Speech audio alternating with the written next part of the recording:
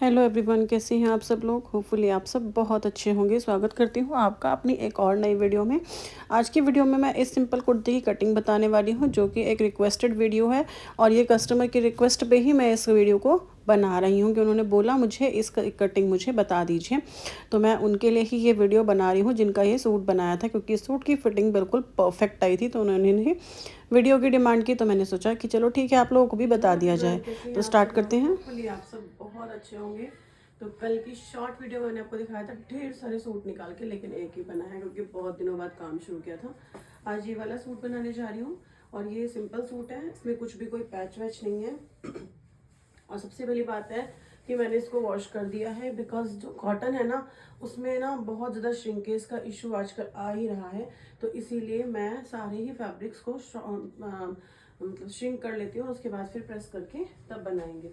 तो यहाँ पर देखो ये फैब्रिक श्रिंक हो गया है, आपको दिख भी रहा होगा, इसमें रिंकल्स हो रखे हैं बिल्कुल। और अब इसको आयरन करेंगे और आयरन करने के बाद इसकी कटिंग स्टार्ट करेंगे।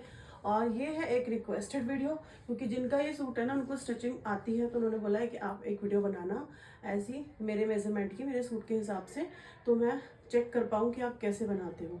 कहा ठीक है, तो मैं बना रही हूँ वही सूट। और उनकी फिटिंग जो है लास्ट सूट की वो बहुत ही परफेक्ट थी, बहुत अच्छी थी। रेगुलर कस्टमर है, बट अभी जो है जो मैंने उनका लास्ट सूट बना के दिया है उसी के अकॉर्डिंग अपना मैं फिटिंग के अकॉर्डिंग ये बना रही हूँ सूट। तो वीडियो को पूरी देखना, एंड तक देखना, ताकि आपको ये समझ आए कि सूट कैसे बनेगा। सिंपल सूट है, इसमें कोई भी ऐसे हौच पौच वाली चीज़ें नहीं है। बिल्कुल सिंपल सूट बनाऊंगी, लेकिन फिटिंग बिल्कुल परफेक्ट आएगी। और अगर आपका भी इसी मेजरमेंट का सूट है तो आप उसे भी ट्राई ज़रूर करके देखना और मुझे कमेंट सेक्शन में बताना कि आपका सूट ये कैसा बना है। कटिंग स्टार्ट करते हैं। और कटिंग स्टार्ट करने से पहले बेसिक चीज़ें समझना बहुत ज़रूरी है, जो हमें एक सूट में चाहिए होती है प्रॉपर बनाने के लिए। तो देखो, सबसे पहले मैं इसकी लेंथ आपको मेजर करके दिखा देती हूँ कि इसकी लेंथ हमारी कितनी निकलेगी। तो ये डबल फोल्ड फैब्रिक है और डबल फोल्ड फैब्रिक में जो इसकी लेंथ है वो हमारी 47 तक निकल जाएगी। 47 मीन्स मेजर के साथ जो हमारा फोल्ड का फैब्रिक है उसके साथ ही 47 लेंथ आ रही है। अब देखते हैं, सबसे पहले सूट काटने के लिए हमें क्या देखना होता है। तो यहाँ अगर देखो, अगर हमने डबल फोल्ड में एक साथ सूट काट लिया है तो हमारा एक तो ये लाइन चली जाएगी इस तरफ से और एक चली जाएगी इस तरफ से, अपोजिट साइड से, जो कि टेक्निकली बिल्कुल गलत है। इसीलिए हम इसको डबल अलग अलग सिंगल पल्ले में कट करेंगे। अब मैं आपको दिखाती हूँ।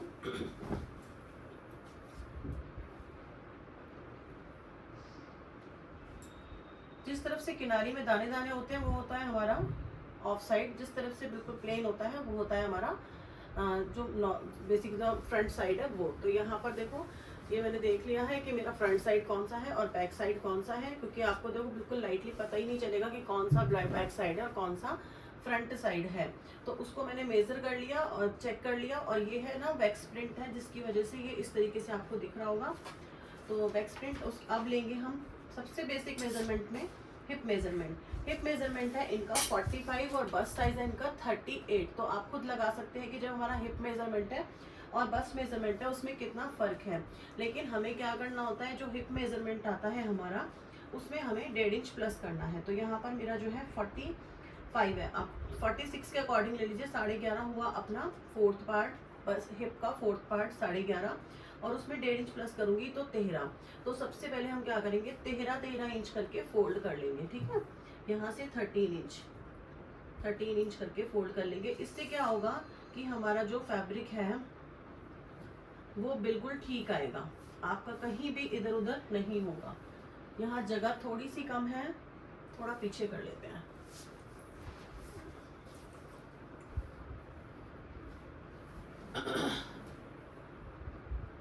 कोशिश करूंगी कि आपको एक एक पॉइंट बिल्कुल डीपली समझा दूं, क्योंकि उन्होंने भी ये बोला है कि आप इसकी कटिंग डाल देना, तो मैं उनके हिसाब से भी बना रही हूँ और आपके लोगों के हिसाब से भी बना रही हूँ कि आपको बिल्कुल एक एक पॉइंट ना समझ में आ जाए। देखो, ये जितना भी हमारा थोड़ा सा भी तिरछा फैब्रिक है ना ये निकल जाएगा। अब हम 13 के अकॉर्डिंगली यहाँ से हम मेजर कर लेंगे।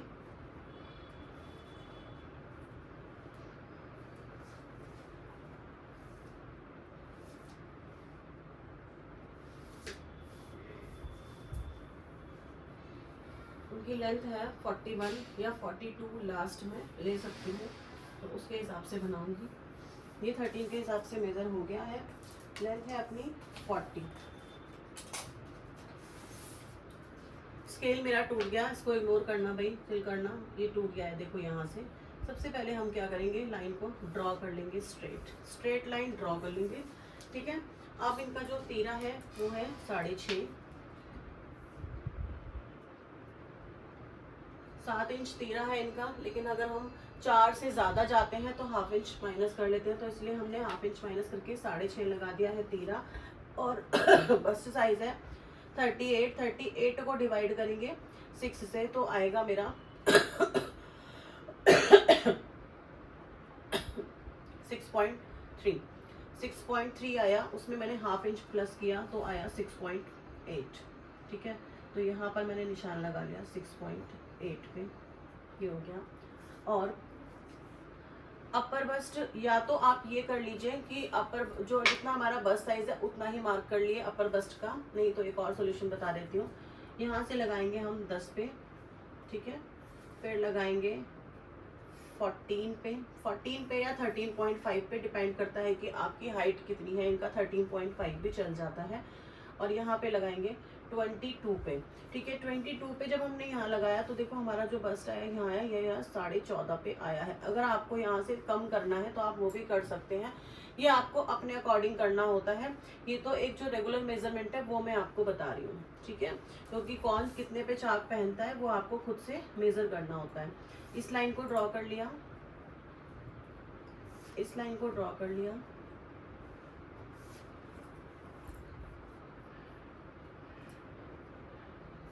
सारी लाइनों को मैंने ड्रॉ कर लिया है। अब हमारा जो बस्ट साइज है वो आएगा यहाँ पर, जो हमने 10 इंच पे निशान लगाया है ऊपर से बस्ट साइज का, वो आएगा हमारा बस्ट लेवल। तो यहाँ पर है 38 में मैंने 2 प्लस किया 40 पे मैंने यहाँ पे मार्क कर लिया। यहाँ पे मेरा बस्ट साइज था 37, तो मैंने यहाँ पर मार्क किया 39। वेस्ट साइज है मेरा 35, जो कि मैंने लूजिंग के साथ ऐड किया हुआ है, तो यहाँ पर मुझे कुछ भी मार्जिन ऐड नहीं करना। तो यहाँ पर आएगा मेरा 35। और ये हिप साइज है मेरा 45 होता है अपना 11.25, ये हो गया मेरा 45। ठीक है, आपको निशान शायद नहीं दिख रहे होंगे, इसलिए एक बार चौक जो है वो चेंज कर लेती हूँ। अब आपको दिखाई देगा, ये वाइट ले लिया मैंने। ठीक है, तो इसको हम इस लाइन से मिलाएंगे, इसको इस लाइन से मिलाएंगे और इसको इस लाइन से मिला देंगे।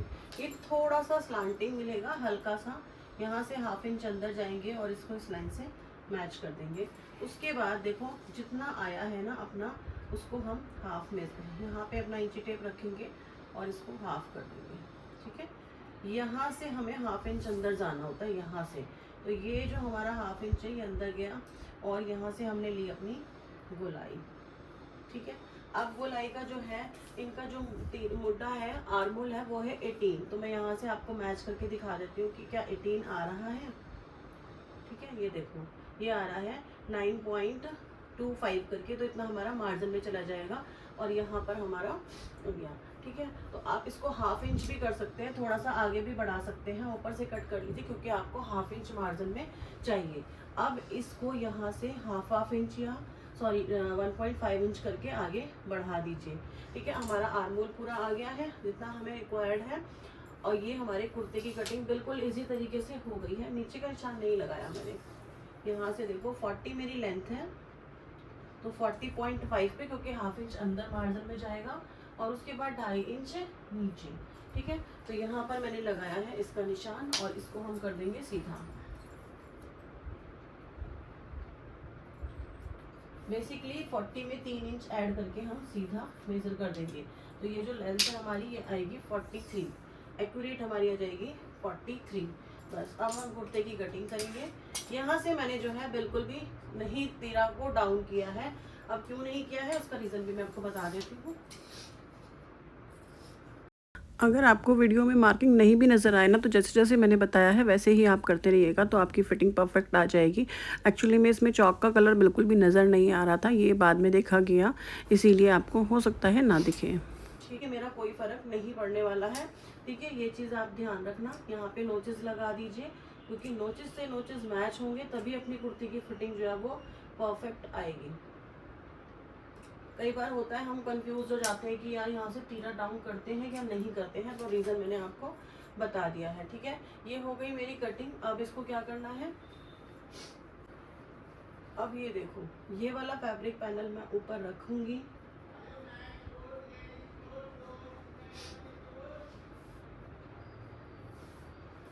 फ्रंट पैनल को मैंने ऊपर रखा, लेकिन यहाँ से मैं 1 इंच या पौना इंच जो है वो डाउन करके रखूंगी।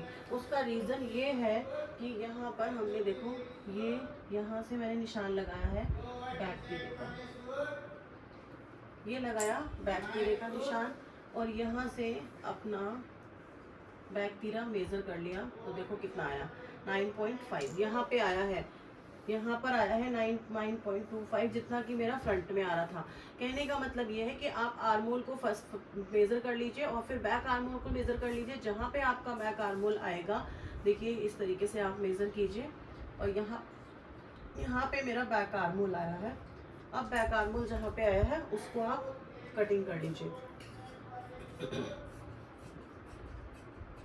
ठीक है, ये हो गया।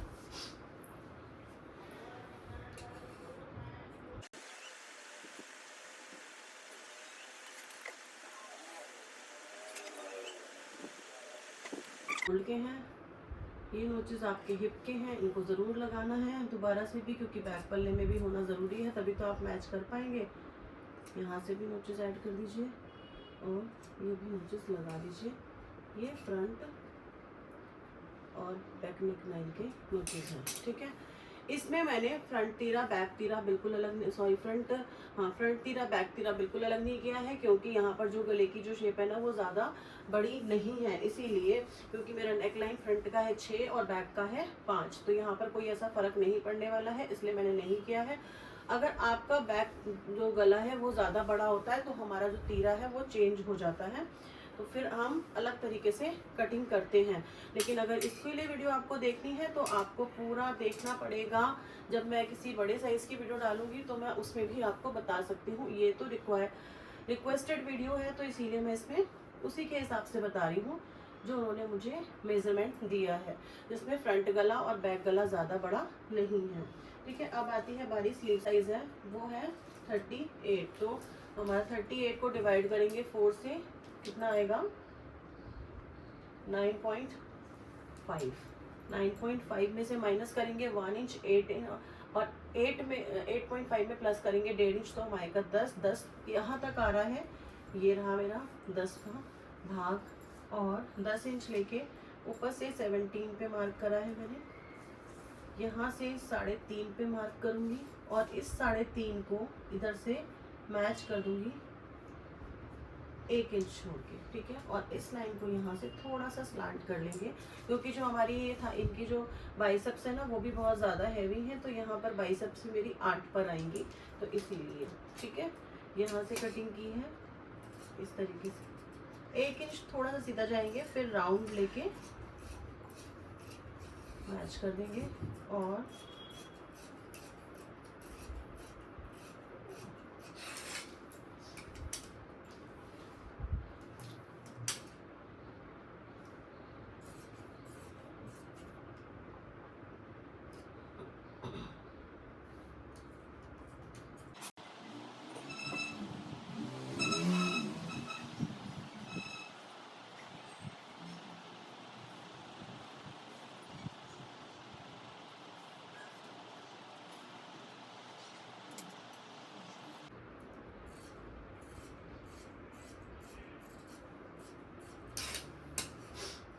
यहाँ पर भी सेंटर पे निशान लगा लीजिएगा।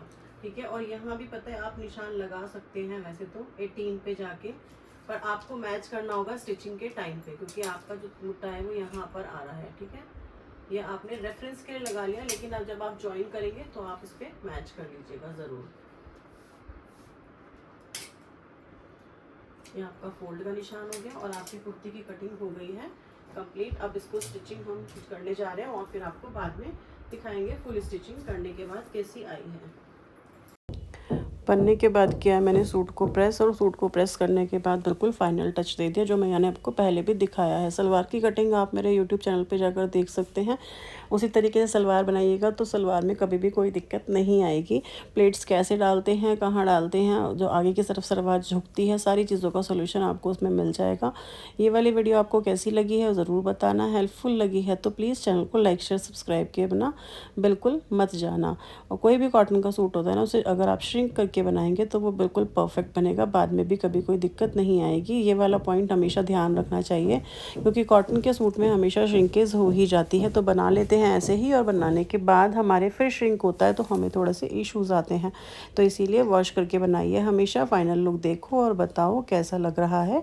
सूट कस्टमर को पसंद आया था, इसीलिए उनके लिए रिक्वेस्टेड वीडियो मैंने ये अपलोड कर दी है। आप भी अपने सेम साइज़ का हो तो उसी के हिसाब से बना सकते हैं। चलिए कल फिर मिलते हैं एक और नई वीडियो के साथ।